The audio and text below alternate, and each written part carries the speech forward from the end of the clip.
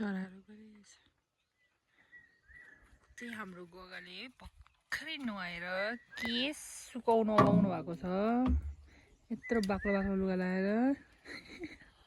तपाईँको बिहे गर्दाखेरि के थियो अरे साङको बोट भनेर चाहिँ यो हो है यो सानो थियो अनि अहिले यत्रो भएको छ कति वर्षमा बिहे गरेको तपाईँको 19 सालमा गरेको 19 सालमा गर्दाखेरि सानै थियो यो साङको बोट यो अहिले चाहिँ यत्रो हाम्रो बोजूभन्दा ठुल्ठुलो भइसक्छ रुखहरू पनि डरले ढुङ्गा बोकेको भनेर सुनाउँदै हुन्छ यहाँ पहिलाको कहानीहरू यहाँ घर बनाउने ल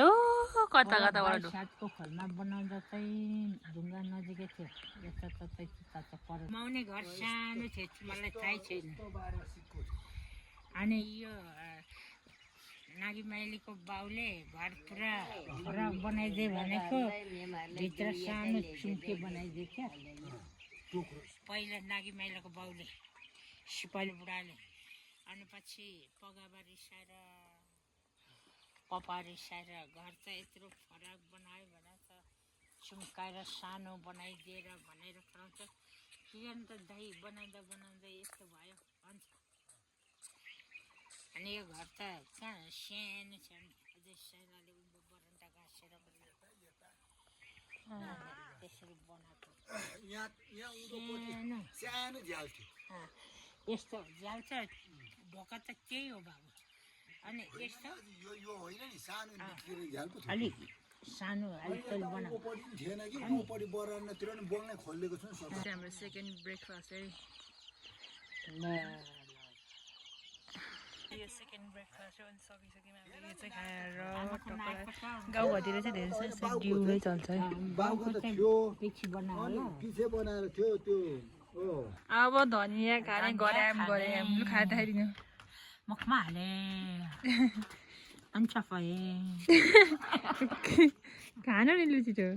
हाम्रो बोजूलाई थाइरोइड भएर यस्तै धनियाँहरू खानु भनेको खाइसक्यो मुखमा हालिसक्यो त बाई अब चपाइसक्यो बाई भनिदिनु अब बाई बाई ल गुड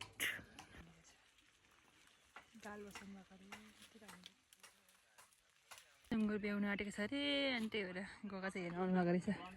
यो ब्याउनु आँटेको हो नि गगा हिजोदेखि हेरै हुनुहुन्छ सबैजनाले यसलाई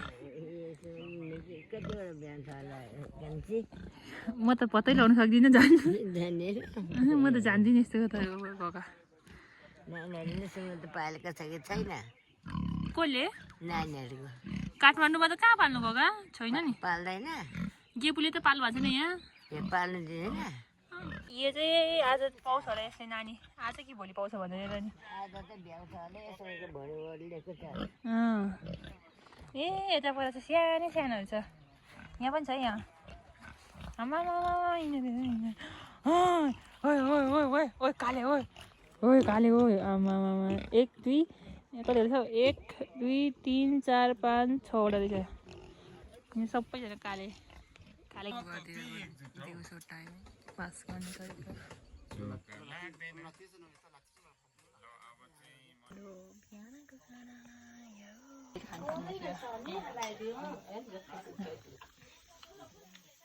पानी आउँछ होइन अनि यस्तैबाट खाने हो यसरी यस्तो लिने क्लियर यस्तो क्लियर पानी एकछिन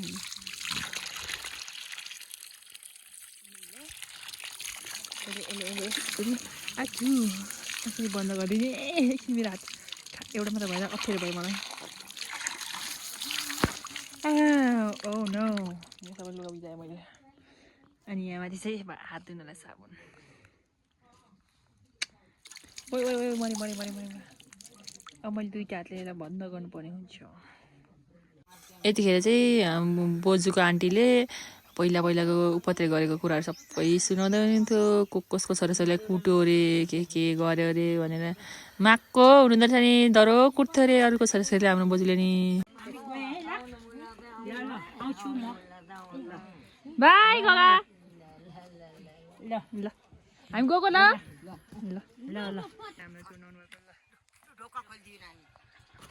अब हामी जान्छौँ हाम्रो टुकटुकमा ल अब हामी चाहिँ गएको है गएको ध्यान गर कस्तो लागेर यस्तो भइरहेछ ओ माई गड हेर यस्तो पऱ्यो मजाले देखिँदैन यस्तो लागेर बोजू अब आफ्नो छोरीको घरतिर हिँड्नु भएको छोरी घर चाहिँ यहाँ तलतिर छ अनि उहाँहरूको खेतीपाती चाहिँ यता यति धेरै छ यता माथि पनि थुप्रो छ अनि उहाँहरूले यहाँ चाहिँ गाईबस्तु पाल्नु भएको छ होइन अनि यो चाहिँ आलु हो सबै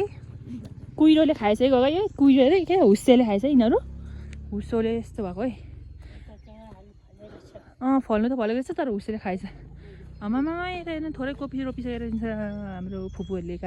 जेठी फुपूले कोपी त डाङडुङ रोपिसक्नु भएछ डाङडुङै रोपिसक्नु गर्छ यता चाहिँ अब यस्तो बाटोलाई यस्तो यस्तो भने बिस्तारै आउने हाम्रो बोजू चाहिँ यस्तो यस्तो यस्तो यस्तो यस्तो यस्तो कोपी र राम्रो राम्रो यो चाहिँ बन्दाकोपी वार पार रोप्नु भएछ नि हो हाम्री जेठी फुपूले हाम्रो कुकुर पालेर राखेको छ भन्थ्यो त्यो तल मोटे लमतम पत्रिस दोर्जीको साथी दोर्जी जस्तै छ नि त बाबा